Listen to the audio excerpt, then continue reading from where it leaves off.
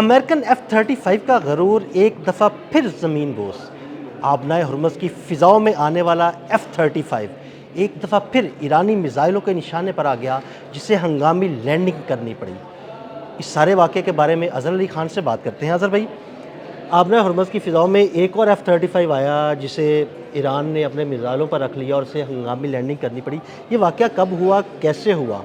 इस बारे में हमारे नाज़रीन को बताइएगा। आदिल भाई, अमेरिका ने एक कोई मिशन प्लान किया। उस मिशन के बारे में अभी तक नहीं बताया गया कि वो मिशन क्या था, लेकिन वो F-35 को अंजाम देना था।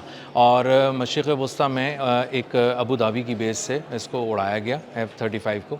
और उस F-35 को जब वो अपने हदफ के करीब कहीं पहुंचा और आबनाए हुर्मुज़ के ऊपर था, तो उसने अचानक 7700 की कॉल देना शुरू की, जो कि एक एमरजेंसी कॉल है। और उसका मतलब ये है कि उसका कम्युनिकेशन जो है वो जैम होना शुरू हो गया है और या उसको निशाना बना दिया गया है, कोई प्रॉब्लम हो गई है। उसने कमांड सेंटर को अपने बताया ज़मीन पे कि मैं एक बहुत मुश्किल में फंस गया हूँ और मैं इससे निकलने की कोशिश कर रहा हूँ। इसकी बहुत ज़्यादा कोई मदद की नहीं जा सकती थी। इसका इंतज़ार करना पड़ा और ये बड़ी मुश्किल से एक जिसे कहते हैं जाल में फंस गया था फ़िज़ाओं में। वो क्या जाल था? वो कोई मिज़ाइल था, वो कोई इलेक्ट्रॉनिक वॉरफेयर था, वो किसी तरह की सैटेलाइट जैमिंग थी, ये नहीं बताया गया। लेकिन बहुत मुश्किल से वो F-35 तैयारा, जो 120 मिलियन डॉलर का होता है और जदीद तरीन है और वो आखिरी है, यानी हाईएस्ट लेवल की कोई टेक्नोलॉजी है अमेरिका के पास, वो बमुश्किल अपनी जान छुड़ाकर वहाँ से भागा है।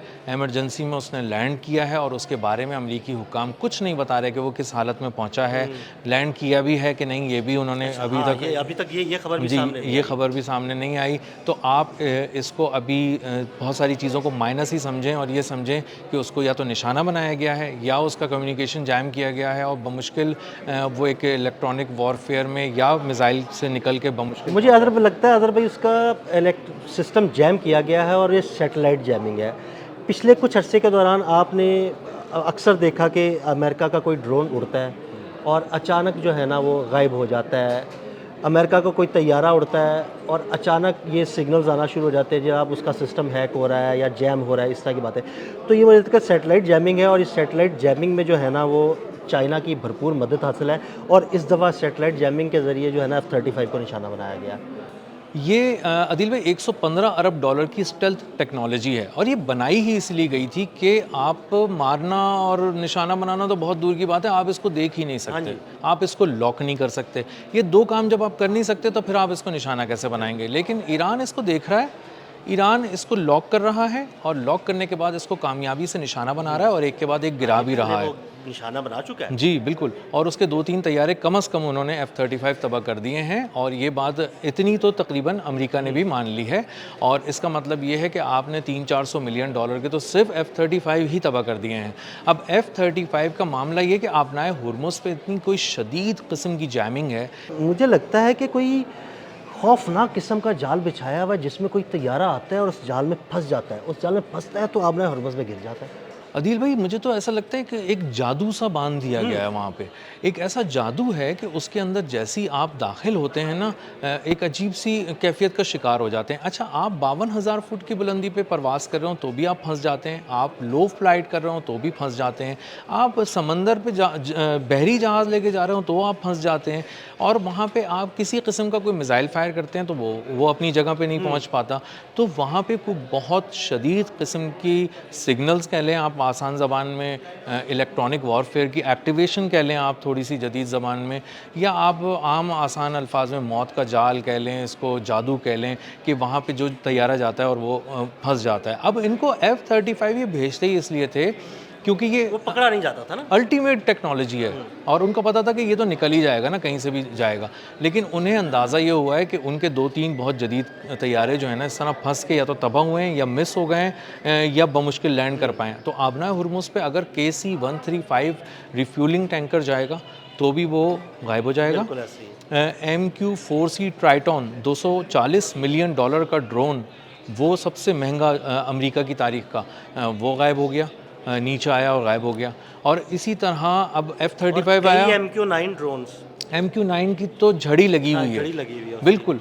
वो जाते हैं, तबाह हो जाते हैं या नीचे आ जाते हैं, गिर जाते हैं, गायब हो वो तो जाते मुझे हैं। लगता है कि MQ-9 का एक पूरा कब्रिस्तान ही अलग बना दिया उन्होंने। बिल्कुल है, उन्होंने बिल्कुल उसकी एक अलग ही उसका डिपार्टमेंट खोल दिया उन्होंने, क्योंकि उनको अंदाज़ा हुआ है कि ये $1 अरब पुरानी फिगर है कि उसके तैयारे तबाह हो गए हैं। उसके बाद भी कोई 5-8 ड्रोन वो गिरा चुके हैं, और हर 2-3 दिन बाद मुझे लगता है ईरानी पासदारान इनकलाब नाश्ते में एक MQ-9 रीपर ड्रोन खाते हैं। बिल्कुल और वो और डोनाल्ड ट्रंप को भी बहुत शौक है कि वो सुबह उठ के पूछते हैं कि भाई MQ-9 रीपर ड्रोन तबाह हुआ कि नहीं, नहीं हुआ तो जल्दी भेजो, एक तबाह कराओ। और वो नहीं रिप्लेस हो पा रहा है, टेक्नोलॉजी के लिहाज से भी रिप्लेस नहीं हो पा रहा है, और प्रोडक्शन की कैपेसिटी के हिसाब से भी नहीं हो पा रहा है, वो बनाए ही नहीं जा रहे। अच्छा मुज़र भाई, मुझे लगता है कि इसमें जो चाइनीज़ बेडू सिस्टम है उसका भी कोई अमल दखल ज़रूर होगा।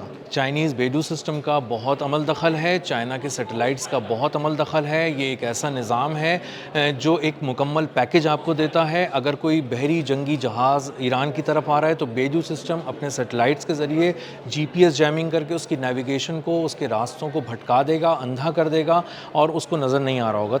इसके बावजूद कि उसके पास जदीद तरीन टेक्नोलॉजी है देखने की कि समंदर में नेविगेट करके कहाँ जाना है।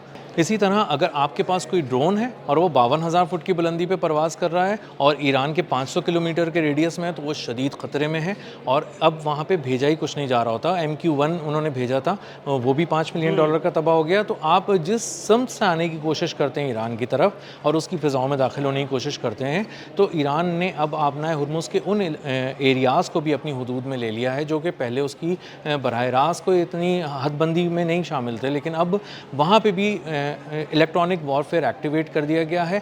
और किसी तरह भी आप ऊंचाई पे हों या फिर आप पानी में हों या पानी के नीचे हों, हर तरफ से आप फंस जाते हैं।